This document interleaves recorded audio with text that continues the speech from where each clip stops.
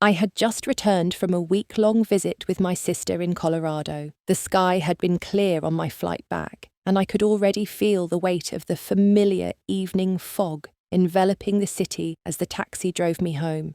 I couldn't wait to step inside my cozy home, settle into my favourite armchair and sip a warm cup of tea. But as we turned into the driveway, something felt off. The house I had lived in for over 35 years stood before me, but something was wrong. My heart skipped a beat as I spotted my 4 suitcases neatly lined up on the sidewalk. My eyes flickered to the front door locked. This couldn't be happening. I had just left for a week, and now I was standing outside, staring at my own belongings, helpless. As I approached the bags, I noticed a note attached to the handle of the largest suitcase. My hands trembled as I unfolded it. The handwriting was sharp and hurried, just like the way Vanessa always wrote. "If you want to stay here, we have the garage. Signed your loving daughter-in-law." My mind raced. What was this? Had they truly just put me out like this, my own flesh and blood? I stood frozen for a moment, trying to process what I was seeing. The rain clouds were gathering above me as though the sky was waiting for me to break down, but I couldn't, not yet. I had to get control of myself. I could feel the tears starting to sting my eyes, but I blinked them away. This wasn't about tears. This was about survival. I glanced at the garage door. It was slightly ajar. With slow, deliberate steps, I made my way over to it. Inside it looked like a bad joke. A twin mattress had been placed against one wall with a small nightstand and a lamp beside it. My clothes were hung on a portable rack, and all my belongings had been packed into cardboard boxes. Each box was labelled "Mom's Stuff" in Vanessa's unmistakable handwriting. I felt a lump rise in my throat, but I swallowed it down. This was my life. 35 years of memories of love and sacrifice, and now it was reduced to a few boxes and a mattress in the garage. My stomach twisted as I sank onto the bed, the hard concrete floor beneath me. And yet, through the sting of betrayal, something else was starting to bubble up inside me. It wasn't sadness, it was anger. They wanted me out. Fine. I could play this game. I pulled my phone from my pocket, and before the taxi even drove away, I dialed the bank. They answered quickly, and I was relieved to hear the customer service representative confirm what I already knew. Yes, Mrs. Wilson, the mortgage payment of $1,860 had been processed last Friday, just as it always was. My hand tightened around the phone as I absorbed the information. I ended the call with a whispered thanks, trying to steady my breathing. There was only one thing left to do. The house might be theirs on paper, but I was the one paying for it. The house wasn't just a building to me. It was a home that had been built with Richard, where Gregory had grown up, where I had buried my husband, and where my entire life had unfolded. But the weight of it all started to press down on me. I wasn't sure where my place in the world was anymore, but I was determined to figure that out. I wasn't going to let this go, not without a fight. The garage door creaked shut behind me, the rain starting to fall heavier as the minutes dragged on. But I wasn't giving up. Not yet.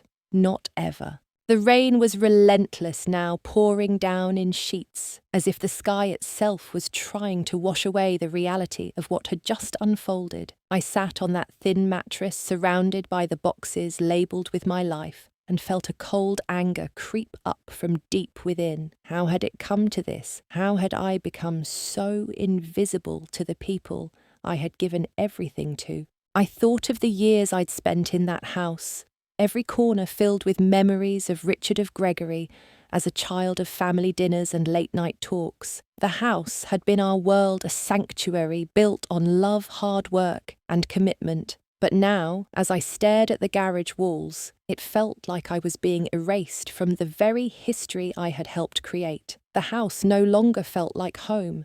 The walls, the rooms, everything was suddenly foreign to me. I reached for my phone again. But this time, it wasn't the bank I was calling. I needed someone who would listen, someone who could understand. I dialed Martha, my oldest friend, the one who had been by my side through thick and thin. The phone rang for a few moments before she picked up. "Audrey? What's wrong?" She asked, her voice sharp with concern, as if she already knew something was wrong. "I need a place to stay," I managed to say, my voice cracking. "They've put me in the garage." There was a long pause on the other end, then Martha responded firmly, "I'll be there in 20 minutes. I hung up the phone, staring at the ceiling of the garage. The sound of the rain pelting against the roof was oddly soothing, but it didn't drown out the bitter taste of betrayal in my mouth.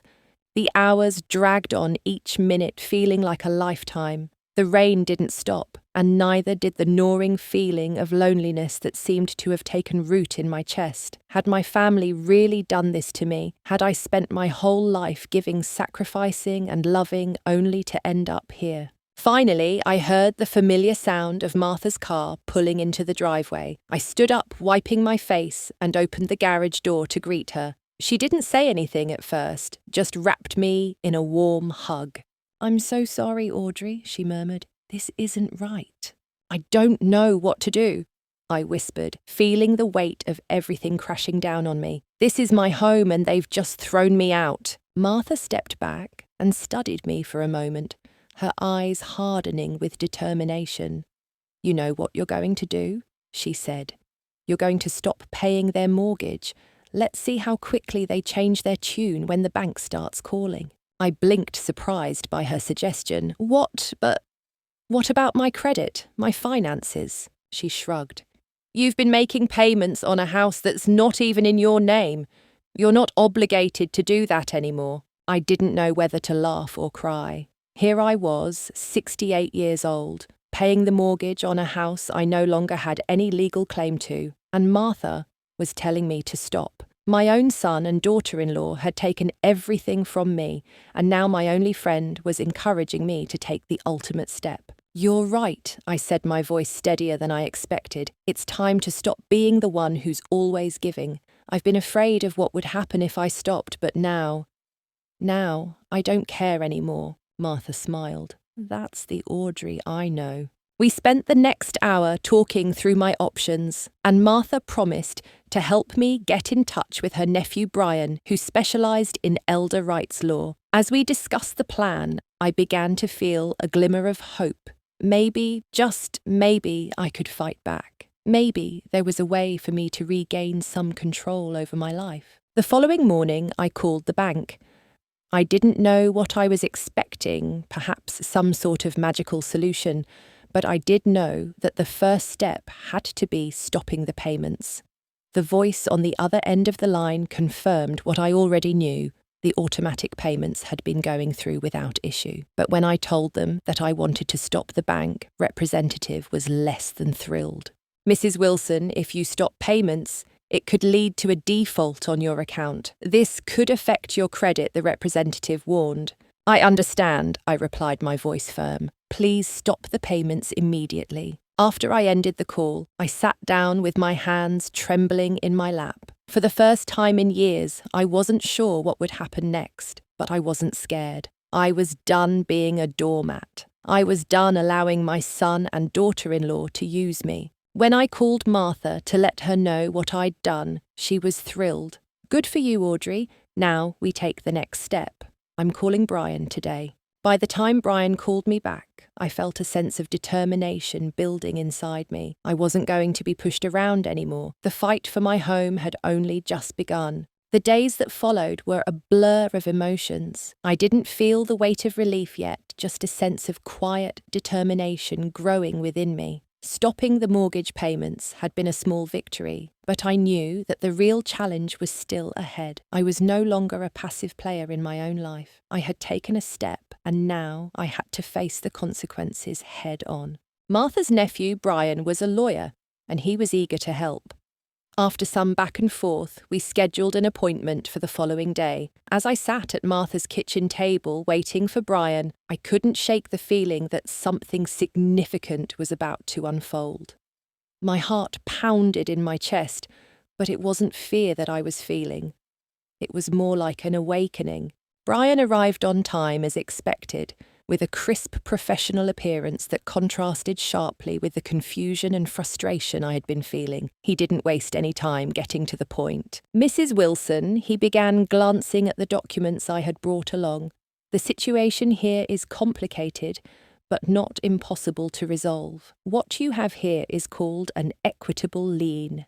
I furrowed my brow, unfamiliar with the term. Brian went on to explain that by continuing to make mortgage payments on a property that wasn't legally in my name, I had created a financial interest in the property. Essentially, the payments I had made could be considered a kind of informal contract which could be legally recognised. "So you're saying I have a claim to the house?" I asked, a hint of disbelief in my voice. "In simple terms, yes," Brian replied, "but that doesn't mean this is going to be easy. The next step is to decide how to approach your son and daughter-in-law. You've got to be prepared for the possibility that they'll fight this. I'll be honest, they might resist, especially if they're planning to sell the house."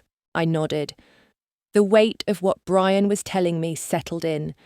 There was a chance, just a chance, that I could get back what was rightfully mine, but it wouldn't be simple. It wasn't just about the house. It was about my dignity, my sense of worth. It was about stopping the gradual erasure of who I was and what I had contributed. "I'll have to confront Gregory and Vanessa directly," I said, my voice stronger than I had expected. "That's right," Brian said, his tone gentle but firm. "And you should know that we'll be ready to back you up legally if needed." The conversation with Brian lingered in my mind long after he left. Confronting my son and daughter-in-law was something I had avoided for years, but now I had no choice. The decision had been made for me. I wasn't going to let them walk all over me anymore. The next day, I stood in front of the house that I had lived in for over 3 decades, trying to steady my nerves. My hands shook slightly as I rang the doorbell. Vanessa answered first. She wasn't surprised to see me, but there was a coldness in her eyes that I hadn't noticed before. "Audrey?" she said with a tight smile. "We weren't expecting you." "I need to speak with you and Gregory," I said, my voice steady. "It's about the house." Vanessa hesitated for only a moment before stepping aside to let me in. The living room looked different. New furniture had replaced the old pieces I had carefully chosen over the years.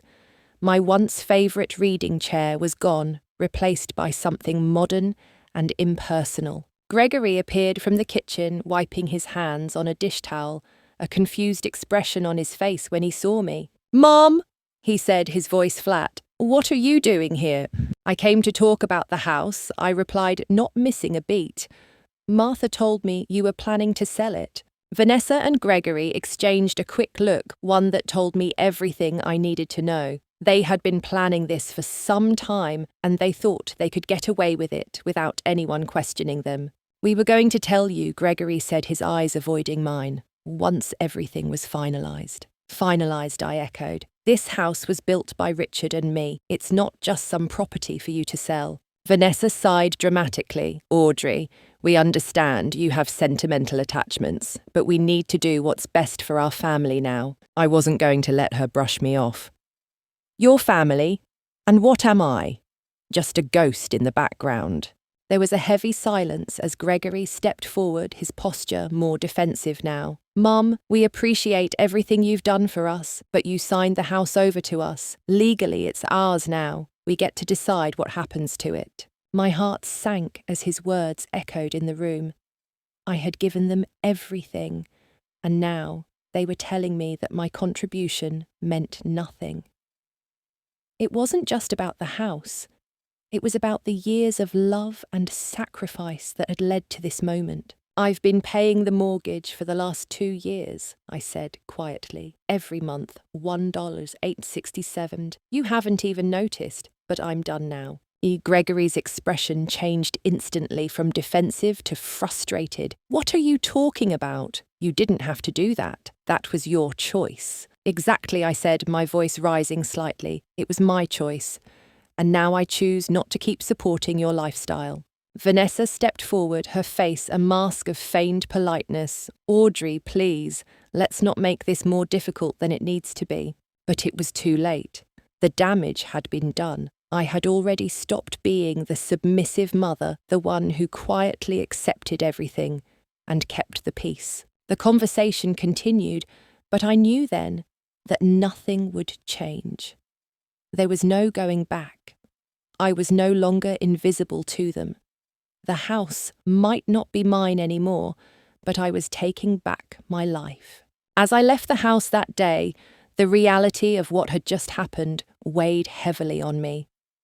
I had confronted Gregory and Vanessa, but the fight didn't feel like a victory. It felt like a painful, necessary step in reclaiming my dignity, and yet deep down, I knew the battle was far from over. The legal aspects, the emotional toll, the inevitable pushback, I had barely begun. I took a deep breath as I stepped out the door. The spring air felt cool against my face, and for a brief moment it soothed the fiery knot that had formed in my stomach. But I wasn't done yet. Not by a long shot. When I got back to Martha's, I felt exhausted. She was waiting for me with a cup of coffee, and though she didn't ask any questions, I could see the concern in her eyes. "How did it go?" she asked after I sat down. I let out a long sigh and then shook my head. It didn't go the way I'd hoped. Gregory's gone full business mode on me. It's like I'm just another piece of property to him now. Martha reached out and placed a comforting hand on mine. "You did what you needed to do, Audrey. You've got options. You're not alone in this." "Thanks, Martha," I said, my voice thick with emotion. "But what now? They think they can just take everything and walk all over me, and I've been letting them." "You don't need to apologise for taking care of yourself," Martha replied firmly. "We're going to get through this, and you're going to show them that they can't push you around anymore." The next few days were a blur. The phone calls to Brian, the legal consultations, and the endless paperwork all piled up quickly. I started to feel a sense of exhaustion that I hadn't experienced in years. But at the same time, there was something else simmering inside me, a quiet, stubborn resolve. I was determined to get my home back, to make sure my years of sacrifice weren't just erased. But more than that, I was determined to stop being invisible. I had been that way for so long, bending over backwards for everyone else, never asking for anything in return. But now I was demanding respect. It was a new feeling, and I wasn't sure if I liked it yet, but I wasn't backing down. The day after my confrontation with Gregory and Vanessa, I received a call from Brian. He'd spoken to the bank and gathered more information about my legal options. "Audrey," he began, his tone businesslike, "there's something we can try that might help you make your case stronger. It's called a lien. We might be able to file one on the property considering the payments you've been making." I wasn't entirely sure what a lien was, but Brian explained it in terms I could understand. Essentially, by stopping the mortgage payments, I had drawn a line in the sand. Now I had the chance to take legal action that would put a stop to their plans to sell the house without acknowledging my years of contributions. "But there's a catch," Brian said, his voice softening. "We have to act quickly. If Gregory and Vanessa put the house on the market, it'll be much harder to reclaim it, and the bank may side with them." My stomach twisted at the thought of them selling the house without my consent. It was my home, my life, the place where I had raised my son, where Richard and I had built our future. The thought of someone else living there, walking through the rooms that held my memories, was unbearable. "I understand," I said, my voice firm. "Let's do this. I won't let them take everything from me." The next week, I met with Brian again to file the paperwork for the lien. He explained that it wouldn't guarantee I could take ownership of the house, but it would give me a fighting chance to prevent them from selling it without acknowledging the payments I had made. "I think you're making the right call," Brian said as he handed me the forms to sign. "This will give you leverage, and it will force them to think twice before making any big decisions." I signed the papers without hesitation, feeling the weight of it settle into my chest. This was it. No more hiding, no more giving in. I was fighting for my place in this world, and for the first time in a long time, I felt like I had control over my future. After leaving Brian's office, I stood in the parking lot for a moment, looking up at the sky. The clouds had cleared and the sun was beginning to set, casting a warm glow over the city. For the first time in weeks, I felt a small glimmer of hope.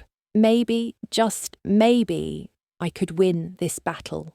That evening, as I sat in the quiet of Martha's house, I allowed myself a moment to reflect on the past few days. The sense of betrayal was still fresh in my mind, and the confrontation with Gregory and Vanessa still stung, but I wasn't going to let their cruelty define me anymore. I had my house, my memories, and most importantly, my dignity, and no matter what they threw my way, I was ready to fight for them. The weeks that followed felt like a relentless whirlwind. I barely had time to catch my breath between the legal proceedings, the calls from the bank, and the constant worry about what Gregory and Vanessa would do next. But one thing was clear, I wasn't going to back down. I couldn't. There were moments when I thought I might break. The anger, the hurt, and the sense of betrayal were too much to bear at times, but I would think back to the garage, to the suitcases, to the coldness with which my own son had turned his back on me, and I knew I had made the right decision. I wasn't going to be pushed aside anymore. One afternoon, I sat in the small office at Martha's house, staring at the paperwork Brian had prepared. The lien had been filed, but the next step was even more daunting. I was about to send Gregory and Vanessa a formal notice, giving them one last chance to resolve the situation before the legal battle escalated. If they didn't respond, I would move forward with a lawsuit. As I sat there, my hands trembling slightly, the phone rang. It was a number I didn't recognize, but something told me to pick up. "Hello, Audrey, it's Gregory." His voice came through tense and hesitant. "We need to talk." I sat up straighter, feeling a knot form in my stomach. Talk about what I asked, trying to keep my voice steady. "I know things haven't been, well, great," he began, and I could hear the discomfort in his tone. "But Vanessa and I, well, we've been thinking. We're not going to sell the house, not yet at least. We're willing to work something out." I was stunned into silence. After everything that had happened, I didn't know whether to believe him or not. But I knew one thing for sure. This wasn't the end of the story, not by a long shot. "Gregory, you've already made your intentions clear," I said, my voice hardening. "You and Vanessa thought you could just push me aside, make decisions without me. You've underestimated me, and I won't let that happen again." There was a long pause on the other end of the line, and when he spoke again, his tone had changed. "I know, I've been selfish, and I'm sorry, Mum. I shouldn't have treated you that way." I could hear the sincerity in his voice, but it was hard to believe after everything. The years of silent sacrifices, the endless compromises, and now the realization that my son had taken me for granted for far too long. "I've stopped paying the mortgage," I told him bluntly. "You've made your choices, and now I'm making mine." Another pause. Then Gregory's voice, quieter this time. "What do you mean you stopped paying?" "I mean exactly that," I replied. "I've been paying the mortgage for the past 2 years, and I've decided that I'm done. If you want to sell the house, you can do it on your own." "Audrey, please, let's not do this," he said quickly. "We're trying to make things right here. I'm asking you to reconsider." "Reconsider?" I repeated, a bitter laugh escaping me. "After everything you and Vanessa have done, you think I should reconsider?" "Mom, I was wrong," he said, his voice cracking. "We were wrong. All I'm asking is for a chance to fix things. We can find a solution that works for everyone." I was silent for a long moment. Could I trust him? Could I really believe that Gregory, my son, the person I had loved and raised, was finally seeing the truth? Or was this just another attempt to make everything go away to get me to back down? "I'll think about it," I said, my voice softer now. "But don't expect me to just forgive and forget." "I don't expect that," he answered. "I just want to make things right." We ended the call soon after, and as I sat there, the weight of the conversation settled in. Maybe there was hope for a resolution. But one thing I knew for sure, I wasn't going to be the person I once was, the one who put everyone else's needs before my own. I was Audrey Wilson, and I would never be invisible again. The next day, I received a message from Brian. The situation with Gregory was complicated, but he was making progress on the legal front. I believe they're trying to find a way out, he said in his text, but we're ready for whatever they throw at us. I sat back feeling the weight of everything I had been through.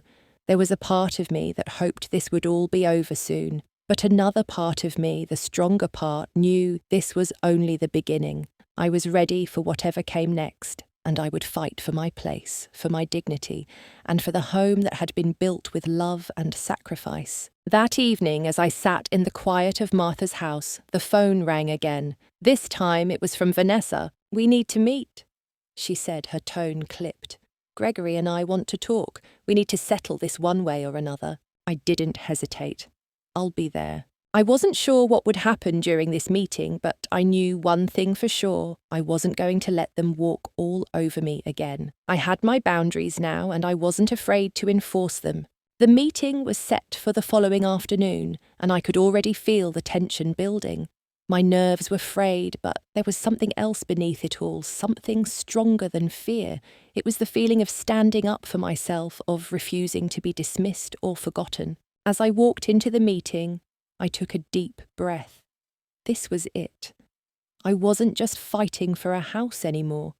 I was fighting for myself. The next day arrived with a heaviness in the air. I found myself standing outside my own home again, this time in front of Gregory and Vanessa. My heart beat loudly in my chest, not from fear, but from the sheer weight of the moment. The past weeks had been nothing but a whirlwind of emotions, but now, as I walked toward them, I knew this was the defining moment. Vanessa opened the door, her eyes guarded. She stepped aside to let me in, and I could feel the tension in the air. The house was quieter than I remembered, as if it too was holding its breath.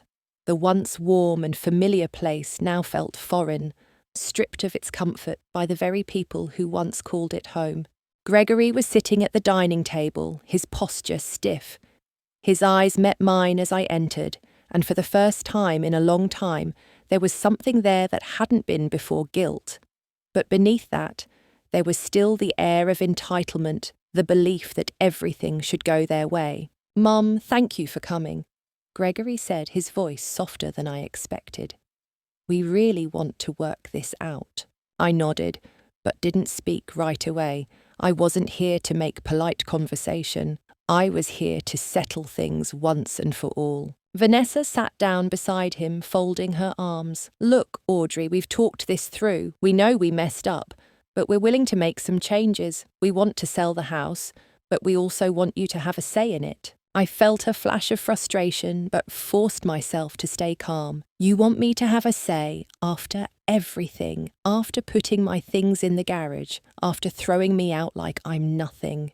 Gregory winced but didn't interrupt. "Let's just get to the point," I said, cutting through the tension. "I've stopped paying the mortgage. You want to sell the house, fine. But I'm not paying for it anymore, and if you think I'm just going to sign away my rights, you're mistaken." Vanessa's face hardened, but Gregory, to his credit, looked more remorseful than I had ever seen him. "Audrey, I understand you're upset. We've been selfish and I'm sorry for that," he said. "But if you stop paying the mortgage, things are going to get a lot harder for all of us. We're already in debt, and the last thing we want is for the bank to take the house away from us." "Gregory," I said, my voice steady, "you've been using me for years. You took my money, my love, and my home, and you never once thought about how I felt. And now you're asking me to fix your mess." Vanessa looked like she was about to say something, but I held up my hand. "No, Vanessa, this is about more than money. This is about respect, about understanding that I've given everything to this family, and now it's time to put myself first." There was a silence that stretched between us. I could see them both processing what I had said, but I wasn't sure it was sinking in. They'd had years to take advantage of me, and now they were asking for one more chance. They had no idea how much they had hurt me, how much I had sacrificed for them. "I don't expect you to fix everything overnight," I continued. "But I'm not going to keep playing the fool. I'm done being invisible. Gregory looked at me, and for the first time, I saw a flicker of understanding in his eyes. I know you've been there for us, Mum, he said quietly, but we've been selfish. We took you for granted, and I'm sorry for that.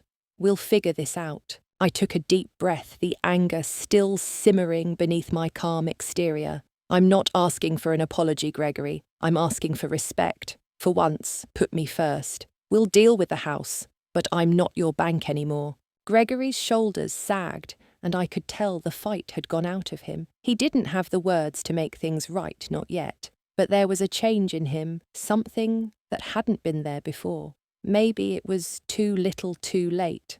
But it was a start. Vanessa, on the other hand, wasn't as ready to back down. She crossed her arms and shot me a look that made my skin crawl. You can't just take everything from us, Audrey. We have a family too. We're trying to build a life. You think it's easy for us? I'm not trying to take anything from you, Vanessa, I said, keeping my voice calm. But you've taken everything from me already. I've given you a house money, my time. You want to sell the house. Fine. But not until we're both on the same page. You don't get to just erase me from this equation anymore. The silence that followed was thick with tension. I could feel my chest tightening, my mind racing, but I forced myself to stay composed. This was my moment. I wasn't going to let them manipulate me again. We'll work something out, Gregory said after a long pause, his voice steady. But I'm not giving up on this house.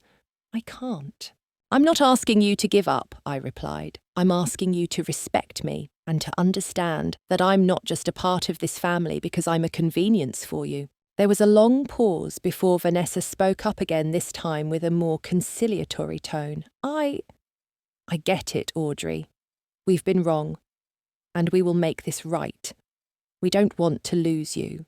That was the moment I realised that perhaps, for the first time, they truly understood. Not everything had been solved in that conversation, but the dynamic had shifted. Maybe it wasn't too late. Maybe I wasn't too late. As I left the house that evening, the weight on my shoulders felt a little lighter. I didn't know how things would end up with the house, or with Gregory and Vanessa, but I knew one thing for sure: I was going to be okay. I had finally found my voice, and I wasn't about to let anyone take it away again. The days that followed the meeting were unsettling in their quietness. I had walked away with a glimmer of hope that things might eventually be resolved between Gregory, Vanessa, and me. They were trying at least, but I wasn't naive. I knew that the road ahead would be long and filled with obstacles. Still, something in me had shifted. I wasn't the person I had been before, the one who tiptoed around afraid to rock the boat. No, I was Audrey Wilson, and I had found the strength to stand up for myself. Martha was a constant source of support, offering her comfort and advice as I navigated these turbulent waters. We spent countless hours talking about everything and nothing, and I began to feel like I could breathe again. My life wasn't perfect, but for the first time in years I was starting to feel like I could reclaim it. One afternoon, as I was sipping coffee at Martha's kitchen table, the phone rang. It was Gregory. My heart skipped a beat, but I took a steadying breath before picking up. "Mom," he said, his voice calm but serious. "We've talked, and we've come to a decision. We're willing to sell the house back to you at the price you've been paying on the mortgage, plus any repairs you've made." I was speechless for a moment. "What did you say?"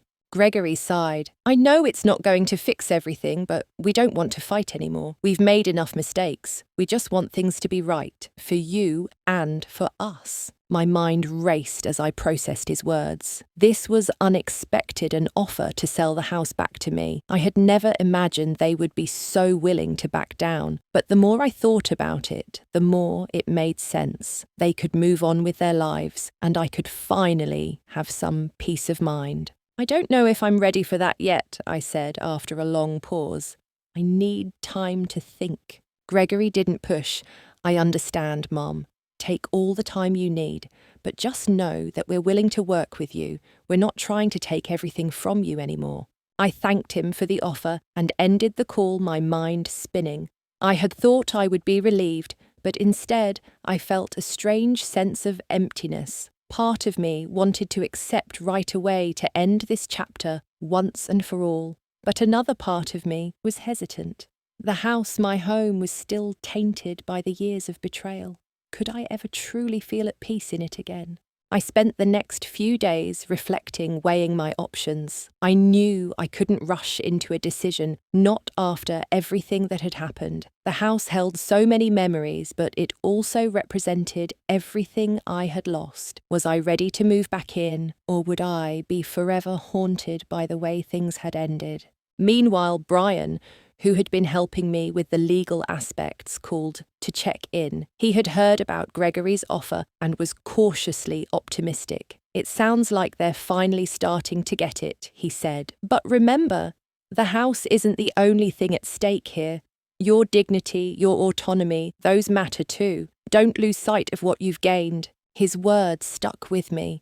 The house, I realised, wasn't the only thing I had been fighting for. I had been fighting for my right to exist, to be seen, to be respected. The house was just a symbol of that fight. Days passed, and eventually I knew what I had to do. I called Gregory and asked to meet again. This time I had made up my mind. When I arrived at their house, it was clear that things had changed. The tension was still there, but it was softer now. We sat down at the same table, but this time I didn't feel like I was being bargained with. I was sitting across from family, and that alone was a victory. "I've thought about it," I said, looking directly at Gregory and Vanessa, "and I've decided to take you up on your offer. I'll buy the house back, but there are some terms." They both nodded, waiting for me to continue. "I won't be paying a single penny more than what I've already invested in it," I said, my voice firm. "And I won't be taking any more debt for this house. You're going to have to work out your own finances." Gregory didn't hesitate. "That's fair," he agreed, "and we'll work out a plan. We're done trying to control everything." I looked at Vanessa, who had been quiet throughout most of the conversation. She met my gaze and gave a small nod. "We're sorry, Audrey," she said quietly. "We never meant to hurt you. We were wrong." For a moment, I just sat there processing what I had heard. It wasn't a perfect apology, but it was a start. For the first time, I felt like we were all on the same page. "I'm not saying this will be easy," I said, my voice steady, "but I'm willing to work with you. But from now on, we're going to do this together as equals." Gregory smiled faintly. "I think we can handle that." As we worked out the final details, I felt a strange sense of peace settling over me. I wasn't going back to the way things had been. I wasn't going to pretend everything was fine, and I wasn't going to bury my feelings for the sake of family harmony. But I was finally getting something I hadn't had in a long time: control. When the paperwork was signed and everything was finalised, I stood in the doorway of the house once more. It felt different now, lighter somehow. It wasn't just a house anymore, it was a place where I had reclaimed my life. "I did it," I whispered to myself, my voice filled with quiet pride. I finally did it. That night, as I sat in Martha's living room, surrounded by people who truly cared about me, I realised that I didn't need the house to feel complete. I had found something far more valuable: my own sense of worth. And as I looked around at my new life, I knew that I was exactly where I needed to be. The months that followed were full of adjustments, both for me and for Gregory and Vanessa. The sale of the house had gone through without further complications, and I had managed to avoid the deeper legal battles I had once feared. However, despite the resolution of the house, my relationship with my son and his wife remained strained. It wasn't easy to forget what had happened, but I knew it was time to start healing. I had returned to my own life slowly but surely. I had made some improvements to the house, not much, just enough to make it feel like mine again. The creaky wooden floors had been polished, and I had replaced the ugly modern curtains Vanessa had put up. It wasn't the same house I had lived in with Richard, but it was mine again, and that was what mattered. I had learned to live with the memory of the betrayal, but I wasn't going to let it consume me. The past couldn't be changed, but the future, that was mine to shape. Martha and I spent more time together, and in the quiet, I began to rediscover parts of myself that had been buried for too long. I started volunteering at the local library, organising community events, and even joining a small book club. For the first time in a long while, I felt like I was part of something bigger than myself. It wasn't all easy, though. One of the hardest parts of reclaiming my life was rebuilding the trust I once had with Gregory. We kept in touch, of course. He visited now and then, but every interaction still carried a heavy weight. There were moments when we could talk like family, but there were also moments of uncomfortable silence where the betrayal lingered between us like an unspoken word. One evening, after a particularly tense phone call with Gregory, I sat down at the kitchen table with my cup of tea, staring at the old photographs of Richard and me that still decorated the walls. It was hard not to think about what could have been about the family I had once known, but I couldn't afford to linger in the past any longer. It was time to move forward. A few weeks later, I received a surprise visit from Gregory. He knocked on the door and stood there, a hesitant look on his face. I hadn't expected this. Not really. He had always been the one to avoid difficult conversations, but this time there was something different in his eyes. "Mom," he began, his voice softer than usual, "can we talk?" I stepped aside, letting him in. We sat down at the table, the same place where so many arguments had unfolded over the past months. This time, though, there was no defensiveness, no anger. Just two people who had been hurt trying to find their way back to each other. "I know I've been selfish," Gregory said after a long pause. "I've been thinking a lot about what you said, about respect. And you're right. I didn't show you the respect you deserve." I felt a knot in my chest loosen, but it wasn't the same as the forgiveness I once thought I'd offer. No, this was different. I had grown, and so had he. "I was wrong too, Gregory," I said quietly. "I gave too much of myself, and I lost sight of who I was. I let you and Vanessa push me around, and I should have spoken up sooner." He looked at me with a mixture of regret and hope in his eyes. "I know I can't undo the past, but I want to make things right. I don't want to lose you, Mom." It was then that I realised something profound. The pain of the past would never truly leave me, but the healing had already begun. We weren't going to fix everything in one conversation, but we could try. We could work on rebuilding our relationship one step at a time. "I'm not asking you to fix everything," I said gently, "but if you're willing to work on this with me, I'm willing to try." Gregory nodded, his face softening. "I want to try, Mom, I really do." From that day on, things began to change. Slowly but surely, we rebuilt our relationship. It wasn't without its bumps along the way, but we were both committed to finding a new way forward. I kept my boundaries firm, and Gregory respected them. He visited more often, and Vanessa too began to make more of an effort. It wasn't the same as before, but it was better. We were learning to be a family again in our own way. Over time, I found peace with what had happened. I didn't need their approval to feel validated anymore. I didn't need their approval to know that I had been right to stand up for myself. I realised too that the house, my home, was no longer the symbol of everything I had lost. It had become a symbol of what I had gained: my independence, my strength, and the courage to face the future without fear. One quiet evening, as I sat on my porch, watching the sunset, I realised that I was finally content. The weight that had once hung so heavily on my shoulders was now gone. The years of sacrifice, the years of feeling invisible, were finally behind me. I had fought for myself, and I had won, and now I could finally breathe easy. The following months were quieter, but not without their challenges. With the weight of the past finally behind me, I was able to start looking at my future with clearer eyes. The house, now truly mine again, felt more like a sanctuary than it had in years. I was no longer trapped in the memories of betrayal. I had created new ones that were full of peace, growth, and renewal. But even as the dust settled, The echoes of what had happened lingered. I still had to navigate the shifting relationship with Gregory and Vanessa, and there were moments when I felt like we were all just walking on eggshells, trying to avoid triggering the old wounds. I'd become adept at finding ways to take care of myself. Martha had been my rock throughout this entire journey, and we continued to spend a lot of time together, both reminiscing about old times and planning new ones. I was beginning to feel like myself again, not just in terms of who I had been before, but also who I was becoming. I was no longer the passive mother, the one who always gave in. I had learned to put myself first, and it felt liberating. One day, as I was watering my garden, another simple pleasure that had become my ritual, I received a call from Gregory. This time I didn't hesitate to pick up. "Hey, Mum!" His voice came through, sounding more relaxed than I had heard in a long time. "Can we talk?" I smiled to myself. Gregory had been calling more often these days.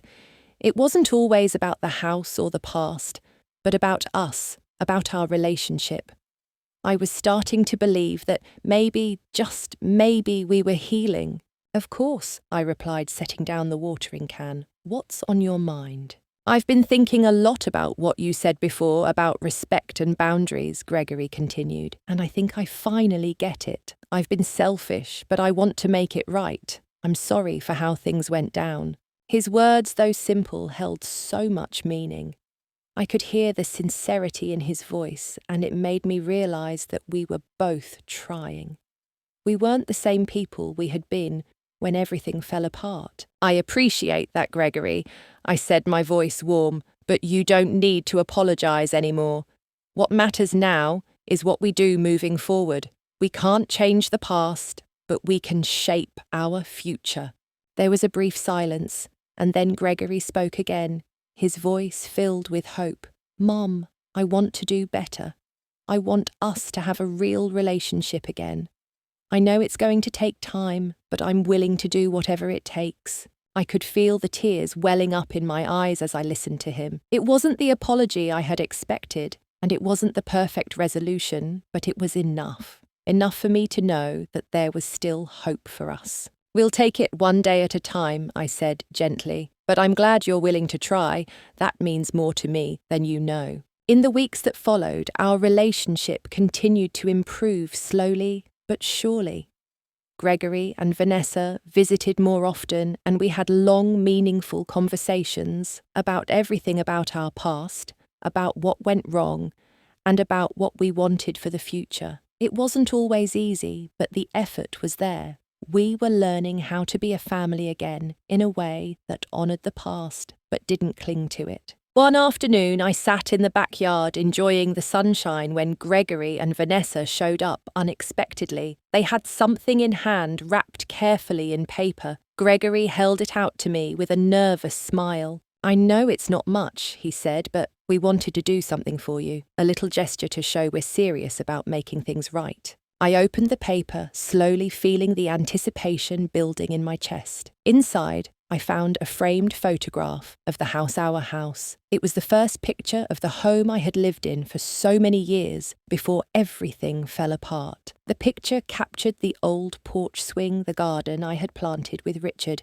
and the windows where I had once watched Gregory play outside. Tears welled up in my eyes as I looked at the photo. It wasn't just a picture of a house, it was a reminder of what we had lost, but also of what we could rebuild. "It's beautiful," I said, my voice thick with emotion. "Thank you." Gregory and Vanessa exchanged a quiet glance. "We want you to know, Mom Gregory said that we're doing this for you. We know we can never undo the hurt, but we're here now. We're committed to making things right." I took a deep breath, steadying myself. "It's going to take time, but I believe in us," I said, my voice soft but strong. "We're starting a new chapter together." And just like that, the last pieces of the puzzle clicked into place. The hurt was still there, but it wasn't overpowering anymore. The love that had always been beneath it, all the love that had been buried under the weight of hurt and disappointment, was starting to rise again. Slowly we were learning to trust each other, to forgive, and to move forward. As the months passed, I continued to fill my days with activities that brought me joy. I started taking painting classes at the local community centre, something I had always wanted to do but never had the time for. I found myself experimenting with new colours, new techniques, and for the first time in a long time, I felt a sense of freedom in creating something purely for myself. Martha, of course, was always by my side, cheering me on and giving me the space to grow. We spent our weekends going to local fairs, trying new recipes, and enjoying the simple pleasures of life. I no longer felt like I was waiting for something to happen. I was making things happen. One evening, as I sat in my backyard sipping a glass of wine, I couldn't help but feel an overwhelming sense of peace. I had made it through the storm. I had fought for myself, for my dignity, for my place in this world, and now I was free to live it on my own terms. As the sun dipped below the horizon, I thought of Richard, of all the years we had spent together in this house, of the memories we had made. But now I was ready to make new memories, with or without anyone's approval. I had found my strength again, and that was all I needed. For the first time in years, I felt like I had truly come home. Not just to this house, but to myself. It had been a year since that phone call with Gregory, a year since I had decided to take control of my life again. It was funny how time worked, how it could heal wounds, reshape lives, and allow people to grow. The changes in my life had been gradual, but they were unmistakable. The house, once a symbol of betrayal, had become a place of healing. I had rebuilt it piece by piece, and more importantly, I had rebuilt myself. It wasn't perfect. I still had moments of doubt, moments when the weight of the past would rear its head. But I had learned to face those moments with strength, with resilience. I had finally understood that I didn't need anyone's validation to feel whole. I was whole already. Gregory and I were still finding our way, but there was something different now, something real. We no longer walked around the past like it was a ghost. We acknowledged it, we talked about it, and we tried to learn from it. The relationship we were building wasn't perfect, but it was authentic, and that was all that mattered. One afternoon, as I was sitting on the porch with a cup of tea, I heard a knock on the door. I opened it to find Gregory standing there holding a small gift bag in his hand. "I know it's been a while since we've done this," he said, his voice a little uncertain, "but I wanted to bring you something, to show you how much I appreciate everything you've done for me." I looked at him, surprised by the gesture, but also touched by it. "Gregory, you didn't have to do this." "I wanted to," he said with a small smile. "For all the times I took you for granted, for all the hurt I caused. I'm sorry, Mum, and I'm thankful for you." My heart swelled in my chest. It wasn't the words I had once hoped to hear, but they were the words I needed now, words that came from a place of genuine reflection and growth. I took the gift bag from him, curious about what was inside. As I opened it, I found a small photo album, its cover worn from use. Inside were pictures from my life pictures, of Richard and me, of Gregory, as a child of family gatherings. It was a reminder of everything I had been through, of everything I had once lost, but also of what I had gained. "I thought you'd like to have these," Gregory said quietly, "to remind you of the good times." I sat down on the porch swing, looking through the album with a smile. The pictures brought back so many memories, both happy and sad. But for the first time in years, I wasn't overwhelmed by them.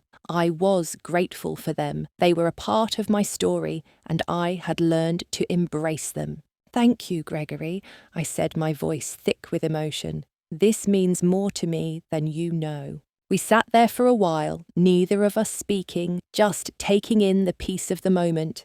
It was a quiet understanding, a shared acknowledgement of everything that had transpired and the hope for what was to come. As the sun began to set, I felt a sense of calm settle over me. The storm had passed. The hard days, the long nights, the moments of doubt, they were behind me, and what lay ahead was a life I had fought for, a life I had earned.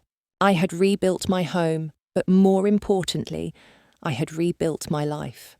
I had found the courage to stand up for myself, to demand respect, and to create space for the happiness I deserved. I had learned that it wasn't about waiting for someone else to give me permission to live my life. It was about taking ownership of it, about embracing the future with open arms. And as the stars began to appear in the night sky, I couldn't help but feel a sense of peace wash over me. It wasn't a perfect life, and it never would be, but it was my life, and I was finally living it on my own terms. Here's to new beginnings, I whispered to myself, to the house, to the memories of Richard, and to the future that lay ahead. And for the first time in years, I believed it.